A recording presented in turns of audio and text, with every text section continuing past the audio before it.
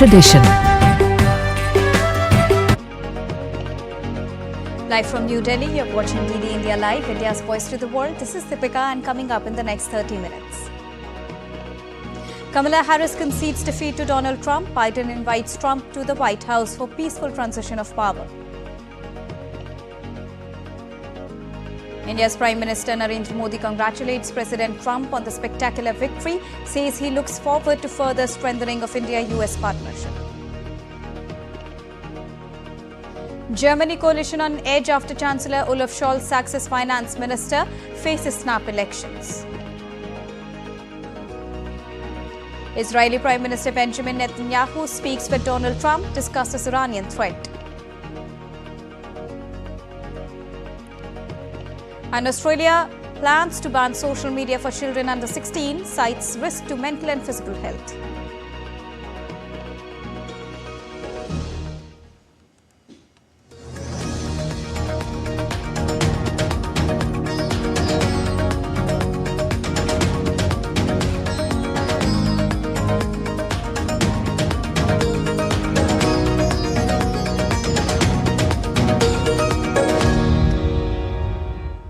As Donald Trump won the US presidential election, his Democratic rival Kamala Harris has conceded defeat a day after results of all states came out. US Vice President and Democratic candidate for US presidential race chose Howard University in Washington, D.C. for her concession speech to accept defeat, a common tradition in US elections. Good afternoon. Good afternoon. Now, to address the party members, she came with her husband, Douglas Craig Emhoff, and her running mate, Tim Walz. In her concession speech, she accepted the result and said she will continue to pursue the issues she raised during the elections. The outcome of this election is not what we wanted, not what we fought for, not what we voted for. But hear me when I say, in our nation, we owe loyalty not to a president or a party, but to the Constitution of the United States.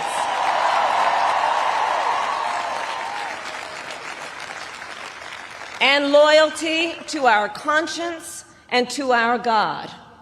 My allegiance to all three is why I am here to say, while I concede this election, I do not concede the fight that fueled this campaign. And in her concession speech, she said she'd called President-elect Donald Trump, congratulated him on his triumph and promised to engage in a peaceful transfer of power. She also thanked US President Joe Biden, her running mate Walz, and millions of party workers for their relentless efforts for fighting the election. She urged them not to lose hope and continue the fight for freedom and justice. Look, I am so proud of the race we ran. And the way we ran it, over the 107 days of this campaign, we have been intentional about building community and building coalitions, bringing people together from every walk of life and background. This is not a time to throw up our hands. This is a time to roll up our sleeves. Meanwhile, President Joe Biden also called Trump to congratulate the president-elect on his victory and invited him to the White House to discuss transitioning administrations. The meeting is expected to take place very soon. Biden also came out in support of Kamala Harris, saying she's been a tremendous partner and public servant full of integrity, courage and character. He added that Harris will continue the fight with purpose, determination and joy and be a champion for all the Americans. Above all, he said that she will continue to be a leader US's children will look up to for generations to come as she puts a stamp on America's future. Biden will address the nation on Thursday at 1600 GMT. US President-elect Donald Trump pledged to impose 60% tariffs on US imports of Chinese goods during his 2024 campaign. Now, it poses major growth risk for the world's second-largest economy. Trump launched trade war with China in 2018, and right now Chinese economy in much more vulnerable position. Donald Trump may impose additional tariffs of 60% or more on Chinese goods sold to the US. Tariff rates levied on China during Trump's first term are higher than 7.5% to 25%.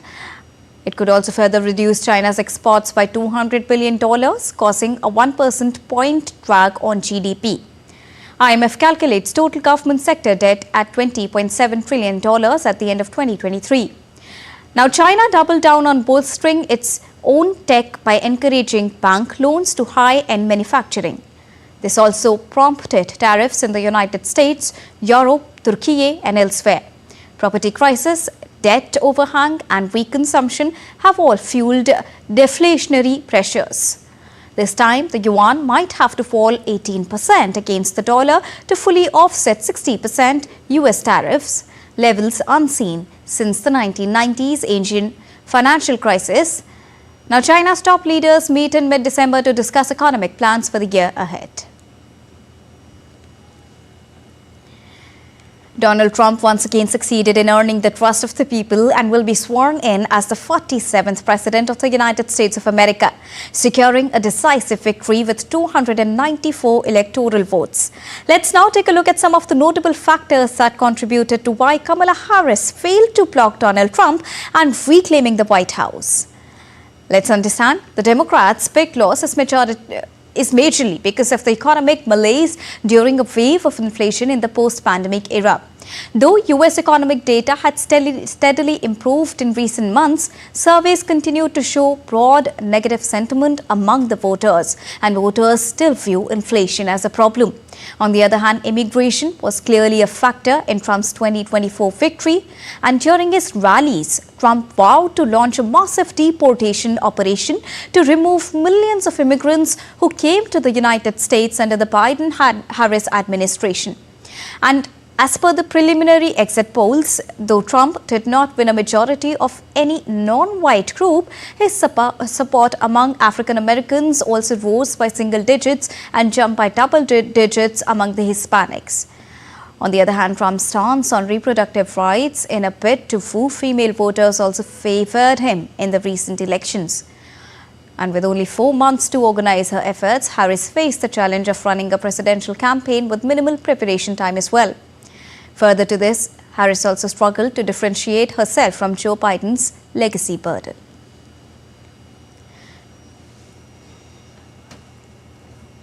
So Donald Trump's victory has surprised many, but has shocked many as well.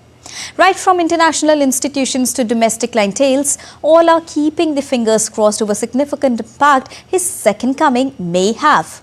Take a look at this report by DD India's Akhilesh Suman on what is in the offing for the world with Trump's presidency. As Trump returns to the White House, the issue of illegal immigration is grabbing the headlines everywhere. This has been a pivotal issue during campaigning, and Donald Trump is expected to walk the talk when he assumes the charge. That would potentially mean renewed focus on immigrants and many deportation drives. A second term might mean a return to stringent curbs and of the border wall initiatives. We are finally going to build up our country. We're going to defend our borders, and we are going to protect our citizens. We're going to protect our land. We are going to protect our country. And we will stop illegal immigration once and for all. We will not be invaded. We will not be occupied. We will not be overrun. Trump has traditionally focused on tax cuts, deregulation, and a pro-business approach.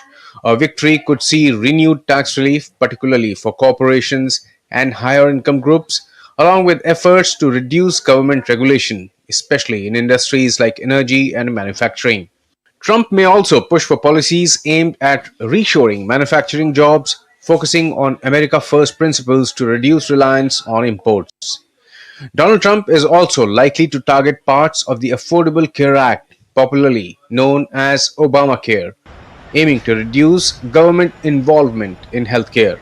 While he did not fully repeal it in his first term, he may attempt new modifications or alternative healthcare measures. Trump may also prioritize law and order policies, echoing themes from his first term, which focused on supporting police and enacting strict measures against crime. Trump in his first term did not recognize climate change and global warming as big relevant issues. In his second term, he may reverse climate focused policies of the United States and push for increased fossil fuel production. In his first term, the US withdrew from the Paris COP21 climate accords. European Union and NATO might be a bit skeptical about the impact of Trump's second presidency. Trump may renew pressure on NATO members to increase their financial contributions, with the possibility of scaling back US involvement. Trump might revisit and renegotiate agreements with key partners like the European Union, Canada, and Mexico, emphasizing terms seeking concessions for American industries and workers. Trump is also likely to maintain tough stance on Iran, possibly reviving maximum pressure tactics to curb Iran's regional influence and nuclear ambitions. And lastly, the UN officials are also skeptical about support from the US in their financial and logistical burdens, including the peacekeeping operations worldwide. Trump, in his first term, slashed US contributions to the UN peacekeeping budget and to key UN agencies like the World Health Organization and UNESCO. However, UN Secretary General Antonio Guterres said that he was ready to work with the US President elect Donald Trump while congratulating him on his election as the US President. Akhilesh Suman's report for TT India. World leaders congratulated Donald Trump for capping a stunning political comeback. India's Prime Minister Narendra Modi congratulated Donald Trump on a historic election victory. In a social media post, he said, as Trump builds on the successes of his previous term, he is looking forward to renewing the collaboration to further strengthen the India-US comprehensive global and strategic partnership. Prime Minister also called upon Donald Trump to work together for the betterment of the people of India and the United States of America and to promote global peace, stability and prosperity. Israeli Prime Minister Benjamin Netanyahu also spoke with Donald Trump to congratulate the Republican leader on his US presidential election victory. Netanyahu's office said in a statement that the conversation was warm and cordial. The statement added that the two leaders discussed the Iranian threat and the need to work together for Israel's security. Earlier in a tweet, Netanyahu has said that Trump's historic return to the White House offers a new beginning for America and a powerful recommitment to the great alliance between Israel and America. The German government has collapsed after the Chancellor Olaf Scholz sacked his finance minister Christian Lindner and paved the way for a snap election. Scholz cited persistent disagreements with finance minister for the breakdown of his centre-left coalition. In a televised address, Scholz said he had dismissed finance minister Christian Lindner, saying it was necessary to prevent harm to Germany. We need a government that is able to act, that has the strength to make the necessary decisions for our country. That's what was important to me in the past 3 years. That's what's important to me now. Scholz said he would now call a confidence vote for the 15th of January, which could allow elections to be held by the end of March next year. In the very first week of the parliamentary session in the new year, I will call for the confidence vote so that the Bundestag can then vote on it on January 15th. That way, parliamentarians can decide if they want to pave the way for a snap election. That election could then take place at the latest by the end of March, while respecting the rules of the Constitution. Sacked German Finance Minister Christian Lindner blamed Olaf Scholz for leading Germany into a phase of uncertainty. Olaf Scholz hat leider gezeigt, unfortunately, Olaf Scholz has shown he does not have the strength to give his country a new boost. Instead, the Chancellor gave me an ultimatum to suspend the constitutional debt brake. I could not do that because I would have been breaking my oath of office. Therefore, in the meeting of the Coalition Committee this evening, the Chancellor has terminated the cooperation with me and the FDF. His carefully prepared statement from tonight proves that Olaf Scholz is no longer aiming for an agreement sustainable for everyone, but rather a calculated break of this coalition. With this, he is leading Germany into a phase of uncertainty. Following the announcement, Liner's Free Democratic Party said it had left the coalition, but Economy Minister Robert Habeck said the Greens would remain. Wir wollen auch sagen, dass es nicht nötig gewesen wäre. Germany will have a new decision to make for the next government coalition. Until then, we remain in office and we are firmly committed to fully fulfilling the duties of office, providing stability from within the government, which Germany can and must offer Europe. Let's now see what can happen next after the collapse of the government in Germany. Well, Scholz plans to carry on ruling as head of a minority government formed of a Social Democratic Party and the Greens without Liner's FDP. Robert Habeck, however, supports the scenario. The government will be down 91 MPs and short of 367 votes needed for the majority without FDP. The Chancellor further said he wanted to see constructive cooperation on issues that are crucial for the country. However, Scholz is unlikely to get any sort of support. So as per German constitution, a Chancellor can call for a vote of confidence in the Bundestag lower house of the parliament to confirm the support of the parliament. And if the Chancellor fails to win a majority, they can then ask the President to dissolve the parliament within 21 days. Elections must then be held within 60 days. If vote of confidence is held on the 15th of January as Scholz plans, the poll would then take place by late March. But Scholz is already facing calls from the CDU-CSU alliance to hold a confidence vote immediately. This would allow new elections to be held as early as the month of January. Moving on, Australia has joined the list of countries that have vowed to curb social media used by children through legislation. But in Australia's case, its policy is one of the most stringent ones across the world. Australian Prime Minister Anthony Albanese said the government would legislate for a ban on social media for children under 16, citing the risk to physical and mental health of children from excessive usage. Look at other people that go to your school and it's like a bit like, oh my god, I need to be like them, I need to post more, I need to get likes and stuff like that. I get really irritated when I have more followers, but then I follow more people. Australia has unveiled one of the world's strictest social media restrictions for children. Prime Minister Anthony Albanese announced that the government will introduce legislation banning social media use for children under 16 years of age. Now, government's proposed age is 16. That decision was made in Cabinet on Monday. And that proposal will go to the National Cabinet meeting that I'm convening online, a virtual meeting tomorrow morning.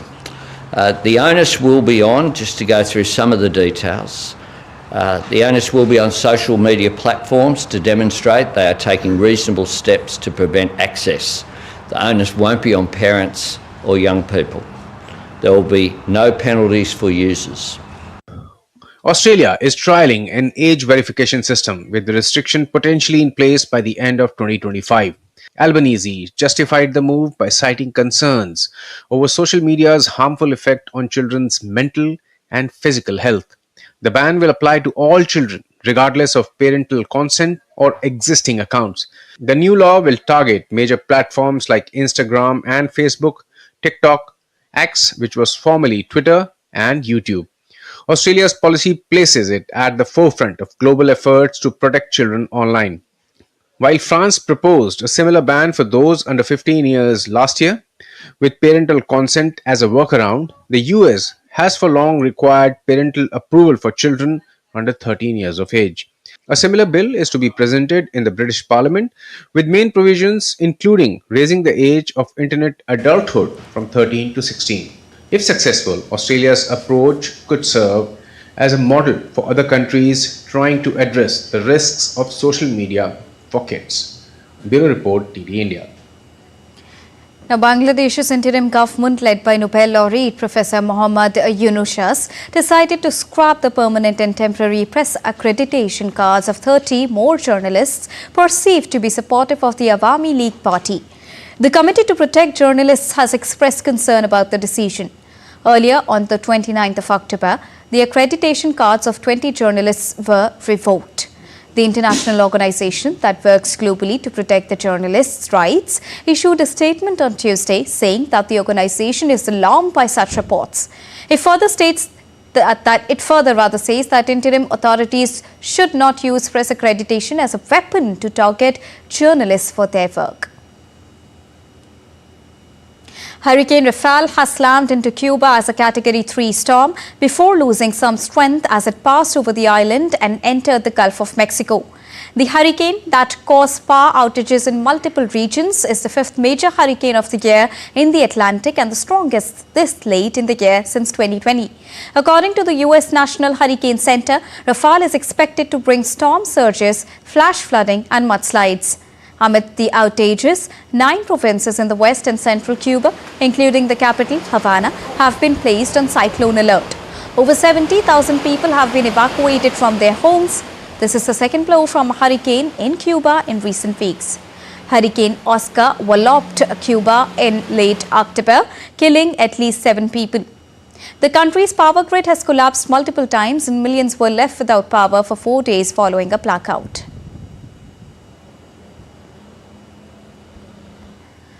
India's President Draupadi Murmu arrived at INS Hansa in the southwestern state of Goa on Thursday. Upon arrival, President Draupadi Murmu received a 150-men ceremonial guard of honor and was welcomed by the Chief Minister of the state, Pramod Sawant. The purpose of her visit is to embark indigenous aircraft carrier INS Vikrant and witness naval operations at sea. In her maiden sail, the President will witness the full spectrum of multi-domain naval operations including surface ship ops, battle actions, submarine exercises, air power demo including takeoff and landings by deck-based fighter aircraft or helicopters and a flypast by naval aircraft.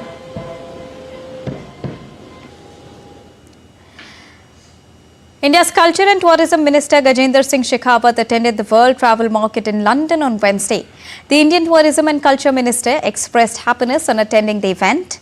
In a social media post, Shekhawat said the World Travel Market is an excellent platform for engaging with global travel industry leaders, exploring new destinations and showcasing India's diverse tourism offerings. India is participating in the 3-day event with an aim to boost inbound tourism and promote country as a top global travel destination. The Indian minister also held bilateral meetings with France, Saudi Arabia and Bahrain leaders, where the leaders discussed various tourism-related issues.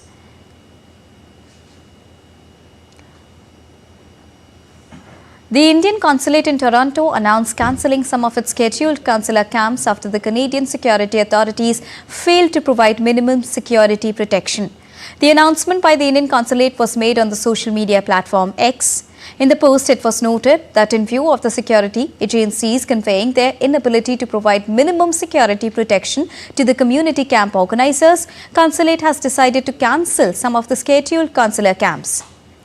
The announcement by the Consulate comes merely days after violence disruption was orchestrated by anti-India extremists that was seen when the India Consulate had co-organized a consular camp outside the Hindi Sabha temple in Brampton near Toronto. The 4-day Chhath celebrations are underway in many parts of India with religious fervour and gaiety. The devotees will offer prayers to the setting sun at the river banks or ponds on Thursday, followed by another round of prayers to the rising sun on the final day on Friday. The ritual is a symbol of thanking the sun for its life-giving energy. With the completion of this ritual, the 36-hour fast concludes and devotees celebrate the end of their Chhath Puja observance.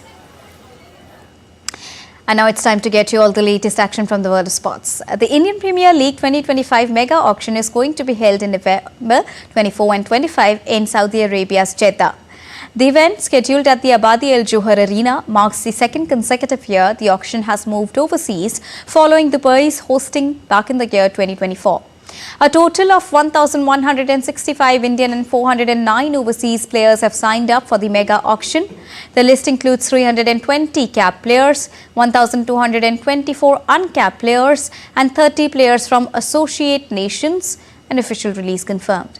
Indian Ambassador to Saudi Arabia, Dr. Suhail Ijaz Khan, welcomed the development, describing it as a historic first for Saudi-India relations. In chess, Arjun Erigaisi continued his strong start to the Chennai Grandmasters 2024 on Wednesday by holding American Grandmaster Levon Arvonian to a draw. Playing with the white pieces, Arjun Erigaisi kicked things off with the queen's pawn opening, met by Levon's response in the Indian game. The two grandmasters exchanged tactical maneuvers and strategic depth, pushing each other through every phase of the game before ultimately settling for a hard-fought draw. In challengers category, Pranesh M and Karthikeyan Murali settled into a balanced draw, while Leon Mendonca impressed with a strong victory over Harika Tronaveli. And before we wind up this edition of DD India Live, we take you to Thailand, where the pride of the Italian Navy, Amerigo Vespucci, is now docked in Phuket until Sunday for public viewing. The magnificent vessel that arrived in Phuket yesterday is halfway through its second world tour, visiting 32 countries over 2 years. Its next stop will be Mumbai.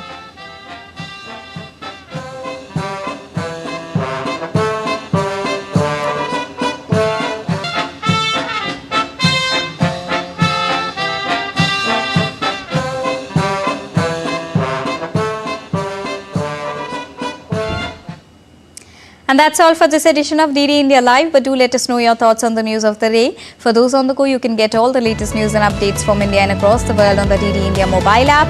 The app is available on both Android and iOS platforms. Scan the QR code on the screen to download it now.